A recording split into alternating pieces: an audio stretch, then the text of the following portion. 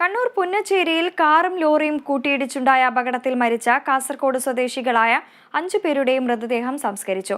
വൻ ജനാവലിയാണ് പ്രിയപ്പെട്ടവരെ അവസാനമായ ഒരു നോക്ക് കാണാൻ ഒഴുകിയെത്തിയത്.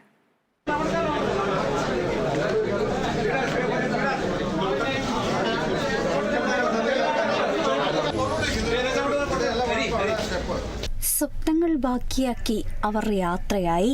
വെസ്റ്റേളേരി സ്വദേശി സുധാകരൻ, ഭാര്യ അജിത, ഭാര്യാപിതാവ് പുത്തൂർ സ്വദേശി കൃഷ്ണൻ, അജിതയുടെ സഹോദരപുത്രൻ ആകാശ്, ഇവർ സഞ്ചരിച്ച കാർ ഡ്രൈവർ KN പത്മകുമാർ എന്നിവർക്കാണ് ബന്ധുക്കളും നാട്ടുകാരും കണ്ണീരോടെ വിട നൽകിയത്.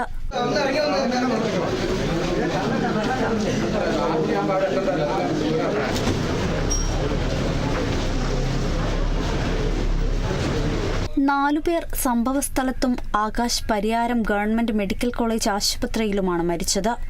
സുധാകരന്റെയും അജിതയുടെയും മൃതദേഹം വെസ്റ്റ് എളേരി കമ്മാടത്ത് വീട്ടുവളപ്പിലും, പുത്തൂർ കൊഴുമലിലെ കൃഷ്ണൻ, ആകാശ് എന്നിവരുടെ മൃതദേഹം പുത്തൂർ കക്കരിയാട് ശ്മശാനത്തിലും, ഡ്രൈവർ പത്മകുമാറിന്റെ മൃതദേഹം ബദിയടുക്കയിൽ ഭാര്യ വീടിന് സമീപവുമാണ് സംസ്കരിച്ചത്.